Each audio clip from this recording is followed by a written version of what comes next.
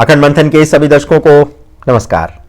मैं हूं शेखर त्रिपाठी और आप देख रहे हैं हमारा YouTube चैनल अखंड मंथन। मित्रों, आप में से बहुत सारे दर्शकों की रुचि इस समय भविष्य मालिका में की गई भविष्यवाणियों को लेकर के है, इसीलिए हम एक बार पुनः आपके लिए लाए हैं भविष्य मालिका वेब सीरीज का 12वां सीजन। जैसा कि हमने आपको पिछले एपिसोड में बताया था कि कल की भगवान कब और कैसे प्रकट होंगे और भक्तों के एकत्रीकरण का जो कार्य आरंभ हुआ है वो किस तरह से पूरा हो गया है और कैसे भगवान प्रचार प्रसार से कोसों दूर रहेंगे। तो आज के 5वें एपिसोड में देखिए भक्तों के एकत्रीकरण का कार्य कब तक पूरा होने वाला है एवं भगवान की कल की लीला कब से आरंभ होने वाली है। तो भविष्य मालिका में जो विवरण दिया गया है उसकी गणना करने पर एक ऐसा समय सामने आ रहा है जब चैत्र नवरात्र 2024 तक भक्तों के एकत्रीकरण का कार्य पूर्ण हो जाएगा। इसके लिए एक निश्चित समय भी दिया गया है कि चैत्र शुक्ल दशमी तिथि तक सारे ऐसे भक्त एक स्थान पर एकत्रित हो जाएंगे जिन्हें युग परिवर्तन के कार्य में अपनी महत्वपूर्ण भूमिका निभानी है। किंतु भक्तों के एकत्रीकरण से पहले कहीं अतिवर्षा, कहीं सूखा पड़ेगा तो कहीं भूस्खलन होगा और भूकंप जैसी घटनाएं जो हैं वो आए दिन होती रहेंगी, जिससे हाहाकार मचता रहेगा। आप देख रहे हैं दर्शकों की इस समय जब से सूर्य ग्रहण के बाद दूसरा चंद्र ग्रहण आया है, उसके बाद जो नेपाल में भूकंप आया था उससे पूर्वोत्तर उत्तर प्रदेश के कई सारे शहरों में बहुत तेजी से भूकंप आया था रात्रि के 11:30 बजे, और उससे पहले भी भूकंप की इस तरह की जो घटनाएं हैं वो जो है अब एक तरह से देखे जाए तो बहुत कम अंतराल पर होने लगी हैं। और यही बताया गया है भविष्य मालिका में कि जब भगवान कल्कि का अवतार होने वाला होगा तो इस प्रकार की जो घटनाएं होंगी उनकी जो मात्रा होगी वो बढ़ने लगेगी। तो दर्शकों, युग परिवर्तन में उन भक्तों की विशेष भूमिका होने वाली है जो भगवान से सीधे जुड़े हुए हैं और इन्हीं के आधार पर भगवान कल्कि आने वाले युग की नींव रखेंगे। वैसे कल्कि भगवान के प्रकट होने के समय को लेकर के कई मतांतर हैं, किंतु जो गणना हमें प्राप्त हुई है उसके अनुसार चैत्र शुक्ल नवमी जिस दिन गुरुवार होगा उसी दिन पुष्य नक्षत्र भी पड़ेगा, तो इसी समय कल्कि भगवान संसार के समक्ष प्रकट होंगे। किंतु ऐसा नहीं होगा कि वो समाचारों की सुर्खियां बनेंगे। कल्कि भगवान उन्हीं लोगों के सामने प्रकट होंगे और उन्हीं को उनके आने का ज्ञान होगा जिनकी भूमिका युग परिवर्तन में निभाई जाने वाली है। कहा जा रहा है कि चैत्र मास की दशमी तिथि को जब गुरुवार का दिन होगा उसी समय चंद्रमा पर एक काला गोल धब्बा दिखाई देगा और यही संकेत होगा कि भगवान अपने भक्तों से मिल रहे हैं। जब तक चंद्रमा पर ये गोल धब्बा दिखाई देगा ये समझने के लिए पर्याप्त होगा कि भगवान की और भक्तों की जो लीला है मिलन की वो चल रही है। भक्तों की सभा संपन्न होने के पश्चात ये काला गोल धब्बा दिखना बंद हो जाएगा और इसी समय पुनः धरती एक बार पुनः पाप से कराह उठेगी एवं कोलकाता के दक्षिण कालिका मंदिर में विराजी माता भगवती क्रोध से भर उठेंगी और एक भयंकर गर्जना करेंगी। उनकी गर्जना का स्वर इतना तीव्र होगा कि यह गर्जना आधे विश्व को सुनाई देने लगेगी। मध्य रात्रि में होने वाली इस गर्जना को सुनकर के वैज्ञानिक भी आश्चर्यचकित हो जाएंगे कि आखिर इतना भयानक शोर क्यों हो रहा है। आप इस गर्जना के स्वर से यह अनुमान लगाएं कि इस गर्जना के कारण ही लाखों करोड़ों मनुष्य मात्र इसकी ध्वनि से ही मारे जाएंगे और जो मनुष्य जीवित बच भी जाएंगे वे भी सारे जीवन भय से आक्रांत रहेंगे। महाकाली की यह गर्जना संभवतः मार्च 2024 तक होगी जब एक धर्म विशेष का पवित्र माह चल रहा होगा और इसी घोर गर्जना के बाद एक बार ये स्वर और फिर एक आकाशवाणी भी सुनाई देगी जिसमें यह कहा जाएगा प्रकट हुई भैरवी। एक प्रकार से देखा जाए तो ये गर्जना ही मानव सभ्यता के अंत की घोषणा होगी, क्योंकि इसी गर्जना के पश्चात 64 योगिनियों के 7 मां भैरवी संसार पर टूट पड़ेंगी। इसी समय भक्तों को मां भैरवी के दर्शन होंगे। जैसा कि आपको ज्ञात होगा कि इससे पहले ऐसी आकाशवाणी आज से 5000 वर्ष पूर्व तब हुई थी जब भगवान श्री कृष्ण का जन्म हुआ था। उस समय योग माया प्रकट हुई थी। वैसे आपको बता दें कि कल्कि लीला का महत्वपूर्ण भाग है भैरवी लीला। जी हां, हर युग अवतार के समय माता योग माया का कोई ना कोई स्वरूप प्रभु से पूर्व प्रकट होता है। अब आपको बताते हैं कि मां भैरवी की ये लीला किस प्रकार से संसार में परिवर्तन का कार्य आरंभ करेगी। तो मालिका के अनुसार योगिनियों और डाकिनियों सहित माता भैरवी संसार में महामारियों का रूप धारण करेंगी और उसके माध्यम से संहार करेंगी।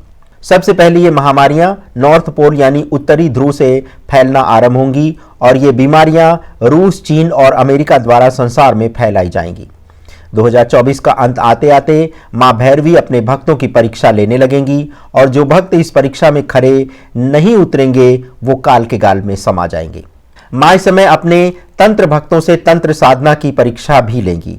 जो भक्त इस परीक्षा में सफल होंगे उन्हें मां का अभय वरदान प्राप्त होगा और वो अनंत युग में प्रवेश करने का अवसर पाएंगे। उन्हें मां आशीर्वाद देंगी।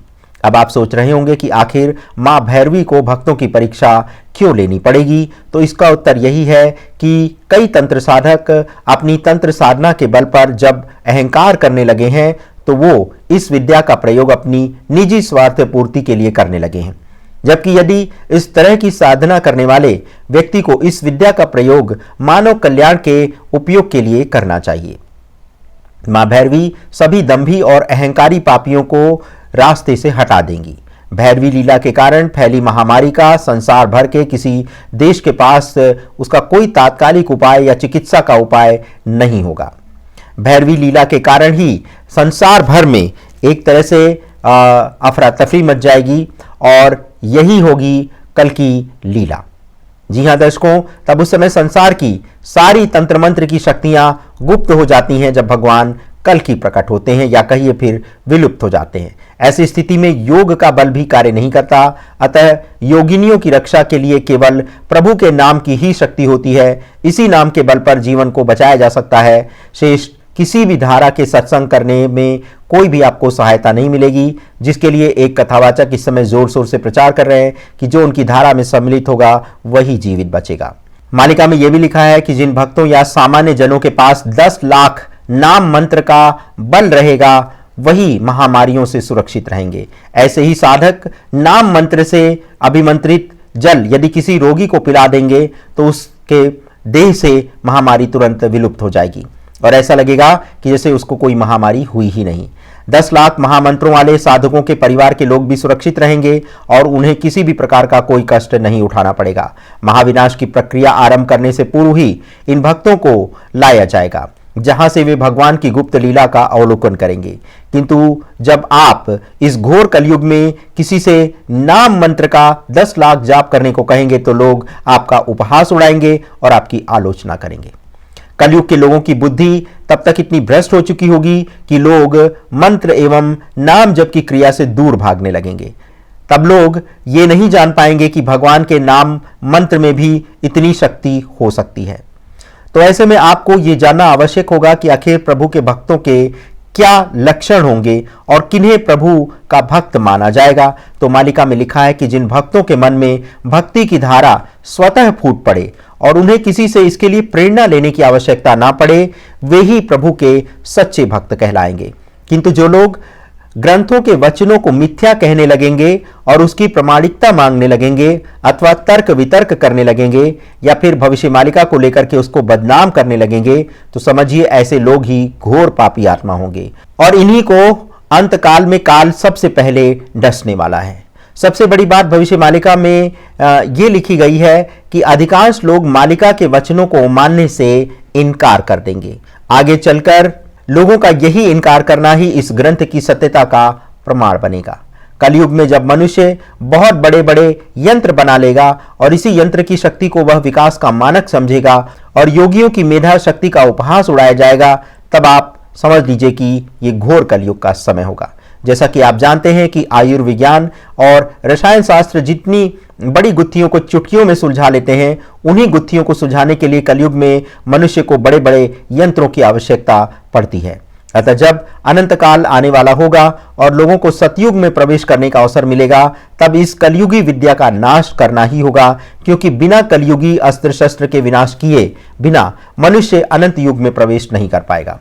तो यदि इस दृष्टि से भी देखें तो कलयुगी विकास का विनाश निश्चित है। कलयुग की प्रत्येक वस्तु एवं प्रकृति दोनों ही मानव के लिए हानिकारक है और इसीलिए इस संपूर्ण प्रकृति की रक्षा करने वाले सूर्य भगवान के कुपित होने यानी क्रोधित होने के कारण ही इस विद्या का नाश हो जाएगा।